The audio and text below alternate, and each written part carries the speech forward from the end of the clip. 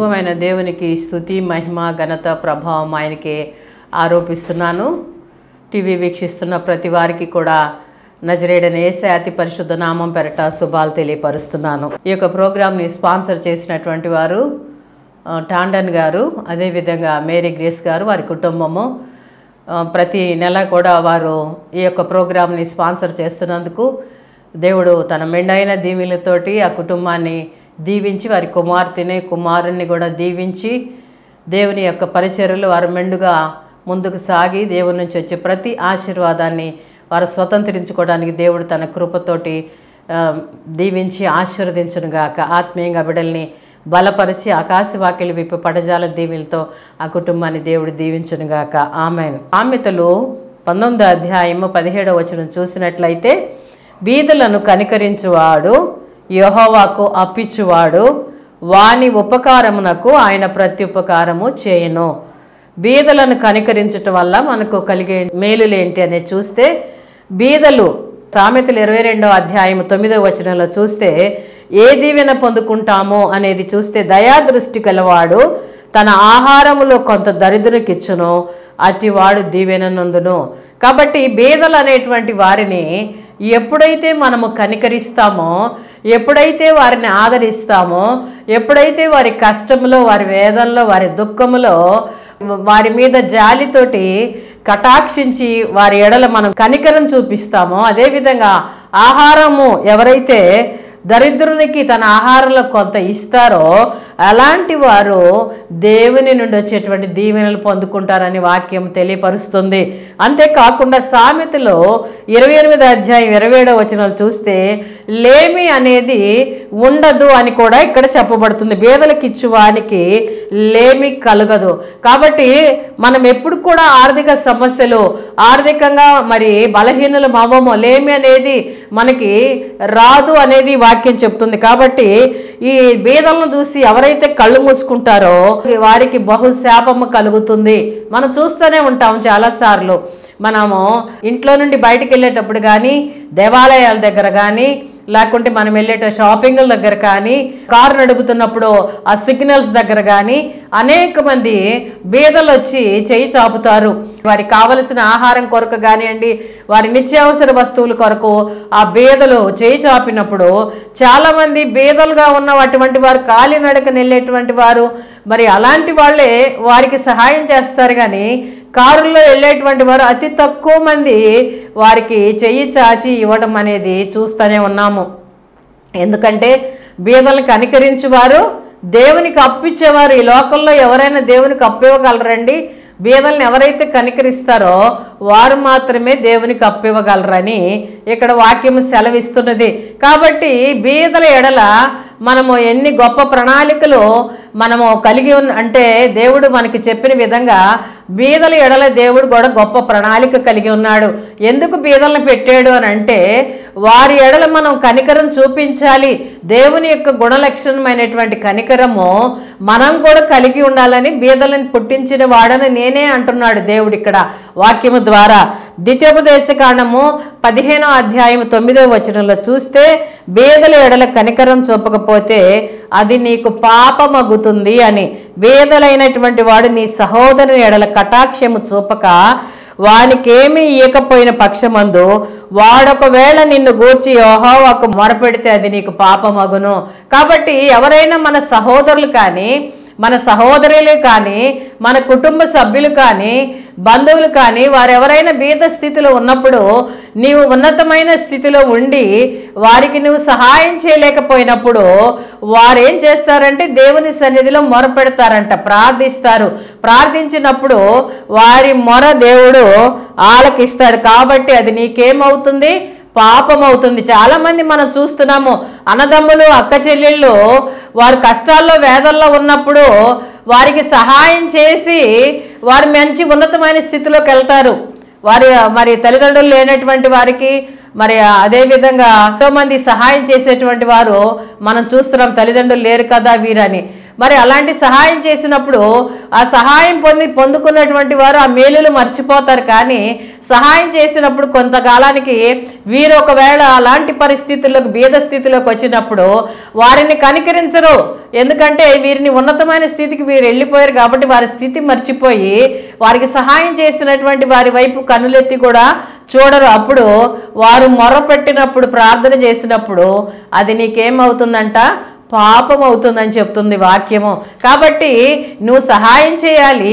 నువ్వు ఉన్నతమైనటువంటి స్థితిలో ఉన్నప్పుడు నీ అన్నదమ్ములు, అక్కచెల్లెలు, నీ కుటుంబ సభ్యులు, నీ బంధువులు, నీ స్నేహితులు ఇబ్బందిలో, కష్టంలో, వేదనలో, దుఃఖంలో ఉన్నప్పుడు వారికి నీవు చేయి చాచి వారికి సహాయం చేయాలి. చేయలేకపోయినప్పుడు అది వారు ప్రార్థించినప్పుడు అది నీకు పాపం అవుతుంది. ఇక్కడ మనం చూస్తే ద్వితీయోపదేశకాండము 15వ అధ్యాయం 11వ వచనంలో చూసినట్లయితే బీదలు దేశములో ఉండక మానరు. ఎందుకంటే ప్రతి దేశంలో కూడా బీదలు అనేవారు ఉంటారు ఖచ్చితంగా. పుట్టించిన వాడు దేవుడే కాబట్టి అందుచేత నేను నీ దేశంలో ఉన్న నీ సహోదరులకు, దీనులకును, బీదలకును ఆవశ్యముగా నీ చేయి చాపవలని నీకు ఆజ్ఞాపిస్తున్నాను. దేవుడు మనకు ఒక ఆజ్ఞ ఇచ్చాడు. ఎందుకంటే బీదలకి నువ్వు చేయి చాచి వారికి సహాయం చేయాలి అనేటువంటిది ఒక ఆజ్ఞ మనకి ఇచ్చాడు. ఆజ్ఞ అతిక్రమమే పాపము. కాబట్టి మనము దేవాలయం నుండి బయటకు వచ్చేటప్పుడు కానివ్వండి, బయట ఎక్కడైనా మరి దరిద్రులు, దీనులు మరి వారు ఉన్నప్పుడు వారికి మనము రోజు ప్రతి ఆదివారం దేవాలయానికి నుంచి ఇంటికి రావడంతో వస్తూనే ఒక 1000 రూపాయలకో 500 రూపాయలకో మాంసం కానివ్వండి, చేపలు కానివ్వండి అవన్నీ కొనుక్కొని వస్తాము. అంత మరి 500, 1000 రూపాయలు వారానికో మరి తినేస్తుంటే బీదవాడు తిండి లేక అయ్యా ఒక్క 10 రూపాయలు ఇవ్వండి, ఈరోజు అన్నం తినలేదంటే 10 రూపాయలు తీసి ఇవ్వడానికి చెయ్యి రావడం లేదు చాలా మందికి. ఎందుకు 10 రూపాయలు ఇవ్వాలి? రూపాయి సరిపోతుంది అడుక్కునే వాళ్ళకి. రూపాయికి ఈరోజు ఏది రావడం లేదు. రూపాయి ఇచ్చినా 10 అడుక్కునే వాళ్ళు ఎవరు కూడా, బీదలు ఎవరు కూడా తీసుకోవడం లేదు. అంతేకాకుండా వారు తినడానికి కావలసినటువంటి ఆహారం నువ్వు పెట్టాలని మనకు ఒక ఆజ్ఞ దేవుడు ఇచ్చాడు అనే విషయాన్ని మనం జ్ఞాపకం చేసుకోవాలి. కాబట్టి మనం ఎప్పుడు కూడా బీదలను కనికరించాలి. అంతేకాకుండా ఎంతమంది అయితే ఆర్థిక సమస్యలో బాధపడుతూ బీదరికల్లో ఉన్నారో, అదేవిధంగా ఎంతమంది అయితే చదువుకోవడానికి సరైనటువంటి ధనం లేక బిడ్డలు ఎంతోమంది వెనకబడిపోయి చదువులు లేక కూలి పనులకు వెళ్తున్నారో, ఎంతోమందికి అనారోగ్యం ఉండి డబ్బులు లేక ఆరోగ్యాన్ని చూపించుకోలేని పరిస్థితుల్లో ఉంటున్నారో, అట్టి వారికి మనము సహాయం చేసినట్లయితే, అట్టి వారికి నీ చేతనైన సహాయము చేయటం వల్ల, అప్పుడు అదే అన్నాడు, నీకు చేయటకు చేతనైతే, సహాయం చేయటం నీ చేతనైతే నీ చెయ్యి వెనక్కి తీయొద్దని సామెతల గ్రంథంలో రాయబడింది. కాబట్టి అలాంటి వారికి, చదువు లేని వారికి మరి ఆర్థిక ఇబ్బందుల వల్ల చదువు లాగిపోతే నీకు ధనం ఉన్నప్పుడు నువ్వు వారికి చదువుకోవడానికి వారిని ప్రోత్సహించాలి. అదేవిధంగా వారికి తిండి లేకపోతే ఆర్థిక సమస్యలో ఉండి మరి అనారోగ్యంతో బాధపడుతూ చావు బ్రతుకుల మీద మధ్య కొట్టుమిట్టాడుతూ ఉంటే వారికి నువ్వు సహాయం చేయలేకపోతే దేవుని ఆజ్ఞను అతిక్రమించినట్లు. బిడ్డలు చదువుకోవడానికి ఉన్నతమైన స్థితిలోకి వెళ్ళడానికి పరిస్థితులు లేనప్పుడు వారికి నువ్వు ఫీజులు కట్టి నువ్వు ముందుకు పంపించలేకపోతే, నీకు చేతనై కూడా నీ సహాయం చేయటం వెనక్కి తీసినట్లయితే అది నీకు పాపం అవుతుంది. కాబట్టి ఇక్కడ దేవునిచ్చిన ఆజ్ఞని అతిక్రమించటం వల్ల పాపము. కాబట్టి ఇవన్నీ కూడా మనము చేసి దేవుని ఆజ్ఞానుసారంగా మనం చేసినట్లయితే, బీదల ఎడల కనికరం చూపించినట్లయితే దేవుడు మనకెప్పుడు కూడా నువ్వు చేసిన ఉపకారానికి నేను ప్రతి ఉపకారం చేసే దేవుడిని, మాట తప్పని దేవుడిని అంటున్నాడు. ఇక్కడ ప్రసంగి గ్రంథం 11వ అధ్యాయము 1వ వచనంలో చూస్తే, నీ ఆహారం నీళ్ల మీద వేయమో అది చాలా దినముల తర్వాత అది నీకు తిరిగి వస్తుంది. మనం ఎప్పుడైతే బీదలను కనికరించి వారికి మనము మన చేయి చాపి వారికి ఇస్తామో అది ఎప్పటికీ కూడా నీకు వెనక్కి దేవుడు వారి ద్వారా కాకపోతే వేరే వారి ద్వారా నీకు ఎప్పుడు కూడా దేవుడు నీకు సహాయం చేసే దేవుడు. కాబట్టి ఇక్కడ చూస్తే దేవుడు కోరేది ఏంటంటే బీదల ఎడల కనికరం చూపించాలి. కనికరం ఎవరైతే చూపిస్తారో వారు కనికరాన్ని పొందుతారు అని వాగ్దానం చేశాడు దేవుడు. కాబట్టి మనం ఎప్పుడైతే బీదలను కనికరిస్తామో దేవుడు మన ఎడల కనికరాన్ని చూపిస్తాడు. మన మీద శత్రువులు దాడి చేసినా, మన మీద శత్రువులు అనేక రకాల నిందలు మోపినా, మన మీద శత్రువులు అనేక రకాలుగా మరి ఇబ్బందులు గురి చేసినా కూడా వాటన్నిటి నుంచి తప్పించి కనికరించి కాపాడే దేవుడు ఆయన మాత్రమే అనేది వాక్యము ద్వారా సెలవిస్తున్నాడు. కాబట్టి ఇక్కడ చూస్తే మత్తయి సువార్త 25వ అధ్యాయం 35వ వచనంలో చూసినట్లయితే, నేను ఆకలి కొంటే మీరు నాకు భోజనము పెట్టితిరి. కాబట్టి ఎప్పుడైతే మనకు తెలియకనే దేవతలు వస్తారు మనకి, అందుకనే ఆతిథ్యం ఇవ్వడం మర్చిపోవద్దని హెబ్రీ పత్రిక 13వ అధ్యాయము 1వ వచనంలో ఉంది. కాబట్టి మన ఇంటికి వచ్చినటువంటి వారికి చాలామంది ఏం చేస్తారంటే ఆతిథ్యం ఇవ్వరు. వచ్చినప్పుడు లంచ్ టైంలో వచ్చారు అనుకోండి, మాట్లాడతారు, ఏదో గ్లాసు వాటర్ కూడా ఇవ్వడానికి లేచి ఇవ్వడానికి కూడా ఇబ్బంది పడిపోతారు కొంతమంది. వచ్చినటువంటి వారికి నువ్వు ఆతిథ్యం ఇవ్వటం మర్చిపోవద్దు. వారికి నీకున్న దానిలోనే ఆహారం పెట్టు, నీకున్న దానిలోనే నీకు ఏది ఉన్నదో, లేకుంటే ఏది లేకపోతే ఒక గ్లాస్ మజ్జిగ, ఏది లేకపోతే ఒక గ్లాస్ వాటర్ ఇచ్చైనా వారిని ఆతిథ్యం ఇవ్వటము నువ్వు మరిచిపోవద్దు. ఎందుకంటే తెలియకనే నీ ఇంటికి దేవతలు వస్తారంట. కాబట్టి అలాంటి విషయంలో మనము ఆతిథ్యము ఇవ్వటం. అదేవిధంగా నేను ఆకలి కొంటిని మీరు నాకు భోజనం పెట్టారు. మనం తెలియకుండానే ఎంతోమంది బీదలకి కనికరిస్తాము. కనికరించినప్పుడు అది దేవుడు ఏంటంటే అది నాకు పెట్టారు మీరు అన్నట్టు దేవుడు ఇక్కడ తన మాటల ద్వారా యేసు ప్రభుల వారు మరి తన వాక్యము ద్వారా చెప్తున్నారు. కాబట్టి దప్పికొంటిని నాకు దాహం ఇచ్చితిరి. ఎంతోమంది దాహం కొరకు వెళ్ళమ్మా కొన్ని వాటర్ ఇవ్వండమ్మా అని అడిగినప్పుడు చాలామంది నీళ్లు లేవు ఇక్కడ వెళ్ళమంటారు, లేకపోతే ఎత్తి పోస్తారు నీళ్లు అంటని. కాబట్టి ఇలాంటివన్నీ కూడా దేవునికి ఇష్టమైనటువంటి చర్యలు కాదు. దాహానికి ఎప్పుడైతే ఎవరైనా నీ దగ్గరకు వచ్చి దాహం అవుతుంది అమ్మ నీళ్ళు ఇవ్వమన్నప్పుడు నువ్వు వెళ్ళి వెంటనే వారికి దాహానికి నీళ్ళు ఇవ్వాలి. కానీ మనకిచ్చేది దేవుడు జీవజలాన్ని ఇచ్చే దేవుడు చెప్పినటువంటి ఆజ్ఞని మనం పాటించాలి. కాబట్టి మనము దాహము ఎవరైతే ఆత్మీయ దాహం కొని ఉన్నారో వారిని మనం ఎరిగి వారి ఆత్మీయ దాహాన్ని తీర్చి దేవుని వైపు మళ్లించాల్సిన బాధ్యత భారం కూడా దేవుడు మనకిచ్చాడు.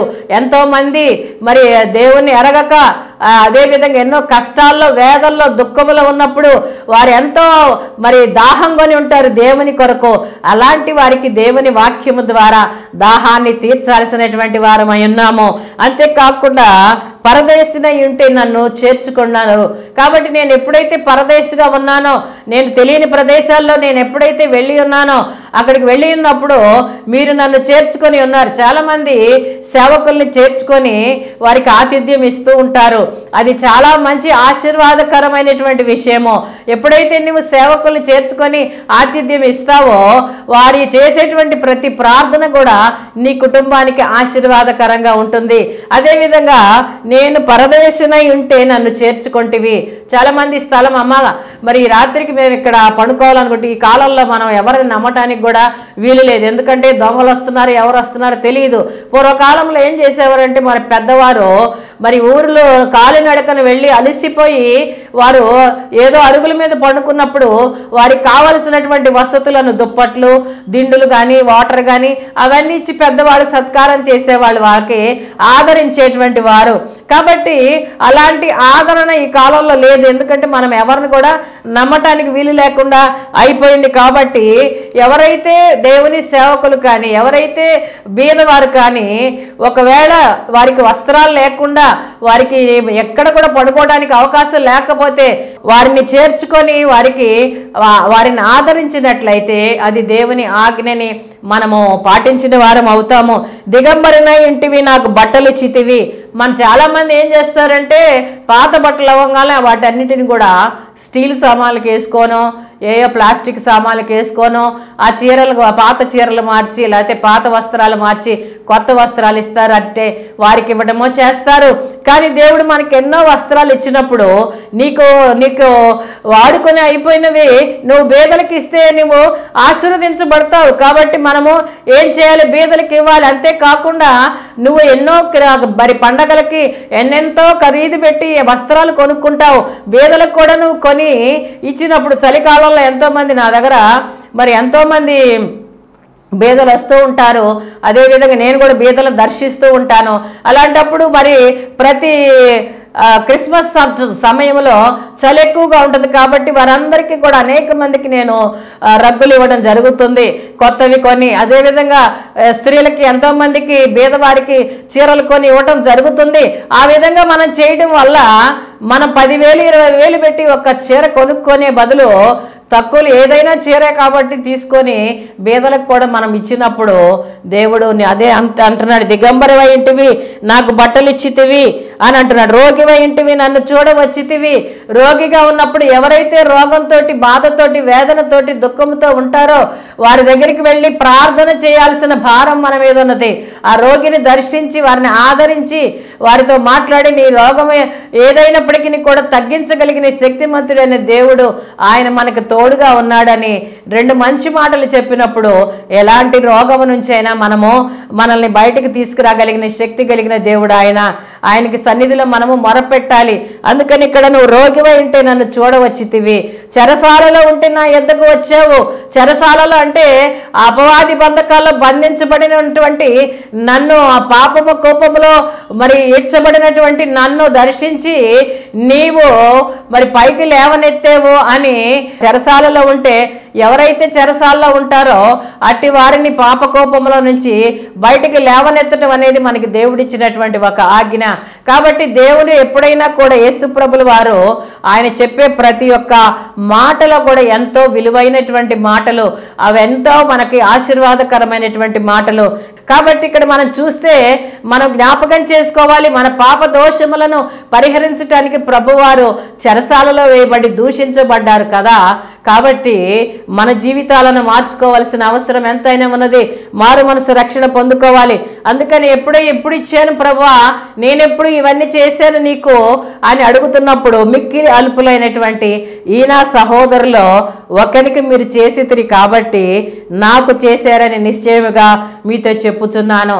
కాబట్టి ఎప్పుడైతే మీరు దేవుని కనికరిస్తారో వారికి ఏవన్నీ మీరు చేస్తారు. ఆకలి కొన్నప్పుడు ఆహారాన్ని ఇచ్చి, దప్పికొన్నప్పుడు వారికి దాహాన్ని ఇచ్చి, వస్త్రాలు లేనప్పుడు వస్త్రాలు ఇచ్చి, పరదేశిగా ఉన్నప్పుడు వారిని చేర్చుకొని, చెరసాలలో ఉన్నప్పుడు, రోగిగా ఉన్నప్పుడు మీరు వెళ్ళి దర్శించి వారి నిమిత్తము ప్రార్థన ఎప్పుడైతే చేస్తారో అవన్నీ కూడా నాకు చేసినట్లే అని ప్రభువారు ఇక్కడ మాట్లాడుతున్నారు. కాబట్టి చేయని వారికి ఒక శిక్ష ఉన్నది, నిత్యమైనటువంటి శిక్ష చేయని వారు పొందుతారు, నీతిమంతులు నిత్య జీవాన్ని పొందుతారు అనే విషయాన్ని ఇక్కడ స్పష్టంగా చెప్తున్నాడు.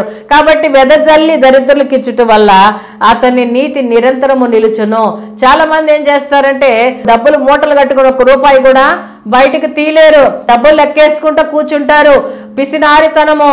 కాబట్టి ఆ పిసినారితనం వల్ల నువ్వెంతో కష్టపడి సంపాదించింది నువ్వు అనుభవించలేవు, కానీ అది వేరే వాళ్ళు అనుభవించడానికి నువ్వు మూట కట్టుకుంటున్నావు ఈ లోకంలో. అందుకనే దేవుడు ప్రసంగి గ్రంథంలో మరి కొంతమంది అంట చాలా అందరు సంపాదించుకుంటారు, చక్కగా అనుభవిస్తారు. మరి ఇంకో కొంతమంది అంట బాగా సంపాదించుకుంటారు కానీ అనుభవించరంట. ఇది వారికి ఇచ్చినటువంటి యోగ్యత అని దేవుడు పరిశుద్ధ లేఖనాల ప్రసంగి గ్రంథాలు చెప్తున్నాడు. అనుభవించడానికి వారికి యోగ్యత ఉండదు, అనుభవించే వారికి కొంతమందికి యోగ్యత ఉంటుంది. ఇక్కడ మనం చూస్తే వెదజల్లి దరిద్రులకు ఇచ్చుట వల్ల అతని నీతి నిరంతరము నిలుస్తుంది. అలా కాకుండా కొంతమంది బీదలను వెక్కిరిస్తారు, బీదలు వెక్కిరించేవారు ఉంటారు. అలాంటి వారు సృష్టికర్తని నిందించేవారని సామెతల గ్రంథం 17వ అధ్యాయము 5వ వచనంలో వాడేంటి బీద, వాడు రిక్షా దొక్కునేవాడు, వాడు సైకిల్ దొక్కునేవాడు, వాడు ఆ బండి నడుపుకునేవాడు, వాడికి చదువు రాదు, ఏమి రాదు, వాడు వేలి ముద్రోడు, ఇలాగా ఎక్కిరిస్తే బీదలను ఎక్కిరించినట్టు.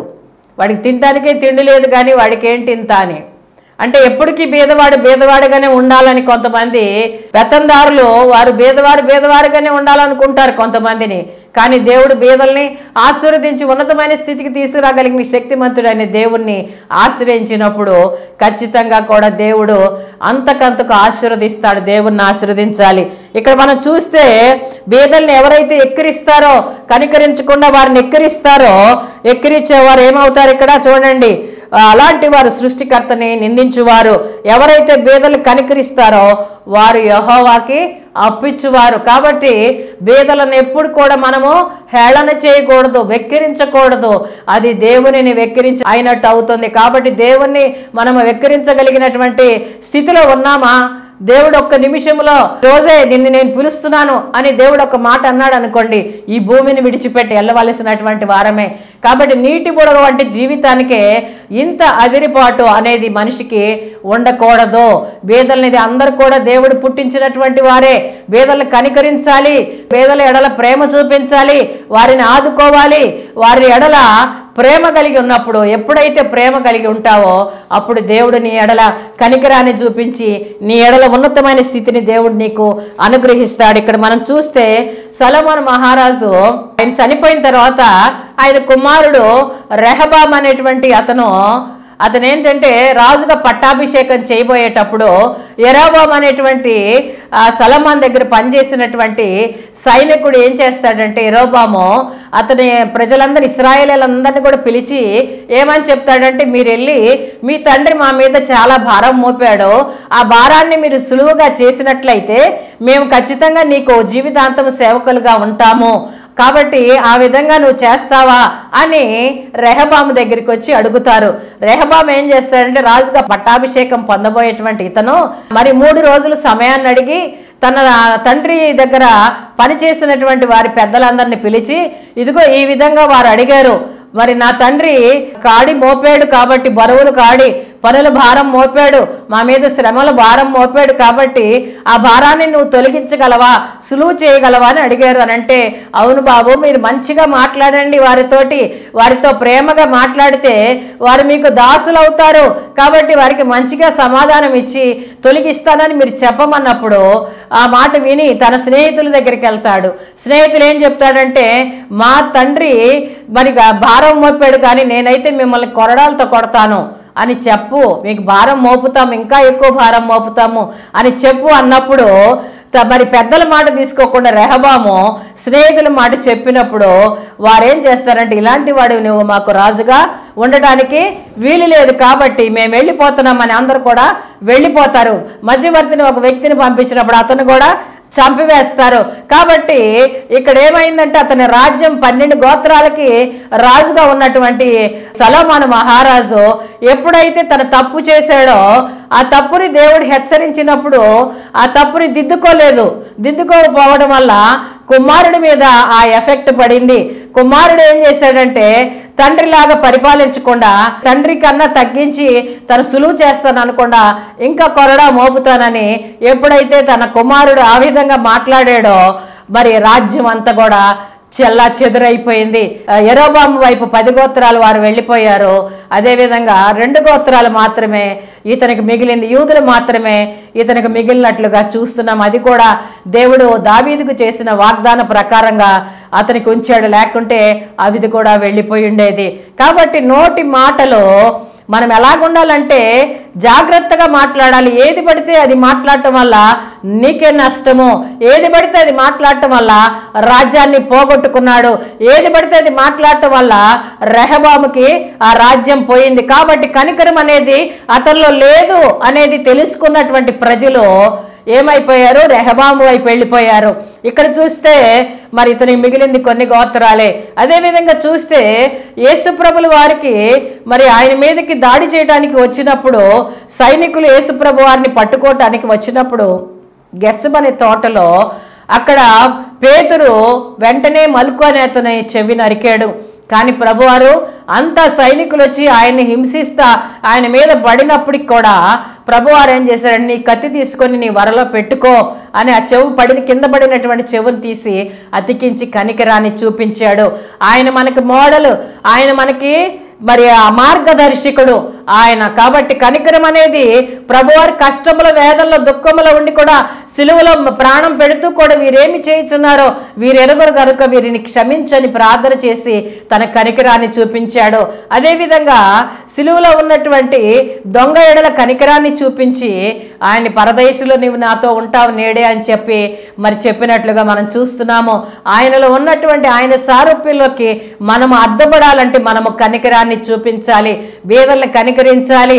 అదేవిధంగా కనికరించినప్పుడు ఎప్పుడైతే నువ్వు కనికరాన్ని చూపిస్తావో ఆయన నీకు ఉన్నతమైనటువంటి స్థితిలోకి నిన్ను తీసుకొని వెళ్తాడు. ప్రత్యుపకారం చేస్తాను నేను అన్నాడు.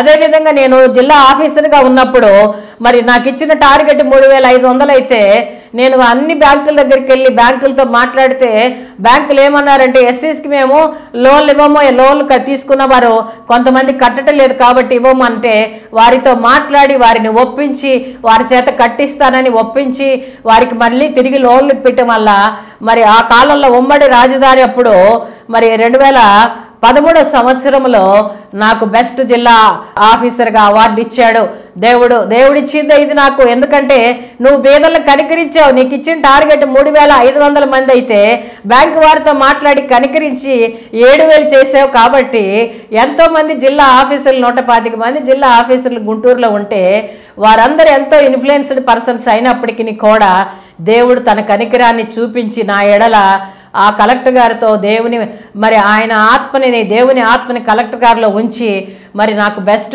డిస్ట్రిక్ట్ ఆఫీసర్ అవార్డు సీఎం ద్వారా ఇచ్చారు. అందుకని నేను ఖచ్చితంగా చెప్పగలుగుతున్నాను, బీదలను ఎప్పుడైతే మనం కనికరిస్తామో ఖచ్చితంగా దేవుడు వారి ఎడల కృప చూపించి ప్రత్యుపకారం చేస్తాడు. ఎవరు మనకు సహాయం చేసినా చేయకపోయినా దేవుడు తన కృపతోటి ప్రత్యుపకారాన్ని చేసి నిన్ను ఉన్నతమైనటువంటి స్థితిలో ఉంచగలిగిన శక్తి కలిగిన దేవుడు, జీవము కలిగిన దేవుడు, మాట తప్పని దేవుడు, మాట్లాడుతున్న దేవుడు. కాబట్టి ఆయన ఎడల ఆయన ఆజ్ఞానుసారంగా చిత్తానుసారంగా ఆయన చెప్పిన విధంగా మనం చేసినప్పుడు ఖచ్చితంగా దేవుడు మన ఎడల కనికరాన్ని చూపించి మనకి తోడుగా ఉండి మన ఎడల కృప చూపించే దేవుడు. అతి కృపతో ప్రతి బిడ్డ కూడా బీదలను కనికరించి దేవుని నుండి వచ్చేటువంటి ప్రతి ఒక్క దీవెనని ఆశీర్వాదాన్ని మీరందరూ పొందుకోవాలని దేవుని మాటల ద్వారా దేవుడు మనల్ని హెచ్చరిస్తూ అట్టి కృపతో దేవుడు ప్రతి వారిని దీవించునుగాక. సర్వోన్నతుడా, సర్వాధికారి, సర్వసృష్టికి మూలాధారమైన దేవ, సకల ఆశీర్వాదాలకు కారణభూతుడైన దేవ, మా స్తుతుల మీద ఆశీనుడైన దేవ, మీకే వందనాలు తండ్రి, స్తోత్రాలు. వాక్యము ద్వారా మీరు మాట్లాడారు. బీదలను ఎక్కిరించువారు యెహోవాని ఎక్కిరించువారని. అవును తండ్రి. ప్రభా తండ్రి, ఎవరైతే బీదలను ఎక్కిరిస్తూ ప్రభా మీకు బాధ కలిగించున్నారో మిమ్మల్ని దూషించినట్టుగా మీరు ప్రభా తండ్రి వాక్యము ద్వారా సెలవిస్తున్నారు. ఎవరైతే బీదలను కనికరిస్తారో వారికి ప్రభా తండ్రి నేను ప్రత్యుపకారం చేస్తానని వాగ్దానం ఇచ్చిన దేవుడు.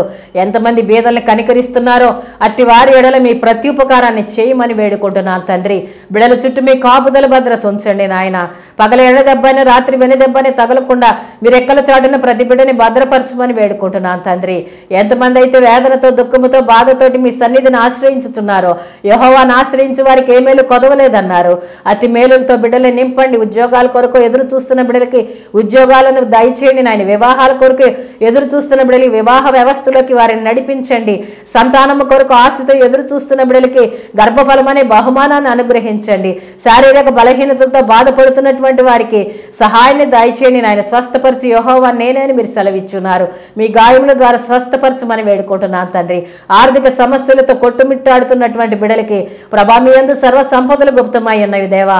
బిడ్డలకి ఆర్థిక సమస్యల నుంచి విడుదల దయచేసి ప్రభా సమృద్ధి అయిన దీవెనలతో ప్రతి కుటుంబాన్ని దీవించి ఆశీర్వదించి మరి ముఖ్యంగా మారు మనసు రక్షణలోకి నడిపించండి. నా యందు మీరును మీ యందు నా మాట ఉన్నట్లయితే మీరు ఏది అడిగితే అది మీకు పొందుకుంటారని మీరు ఇచ్చిన వాగ్దానాన్ని నెరవేర్పుని ప్రతి బిడ్డల ఎడల జరిగించి మీరే మహిమ ఘనత ప్రభావం పొందుకోమని నజరేయుడైన యేసు అతి పరిశుద్ధ నామమున ప్రార్థించి వేడుకుంటున్నాము తండ్రి. Amen, amen, amen. పరలోకమందున మా తండ్రి, మీ నామం పరిశుద్ధపరచబడుగాక, మీ రాజ్యం వచ్చునుగాక, మీ చిత్తం పరలోకమందు నెరవేర్చున్నట్లు భూమి యందు నెరవేరునుగాక. మనదిన ఆహారం నేడు మాకు దయచేయము. మడలా అపరాధము చేసిన వారిని మేము క్షమించిన ప్రకారము మా అపరాధములు క్షమించము. శోధనలోనికి తేక దుష్టుల నుండి మమ్మల్ని తప్పించము. రాజ్యము, శక్తి, మహిమ నిరంతరము నీవైన తండ్రి. Amen, amen, amen. God bless you all. God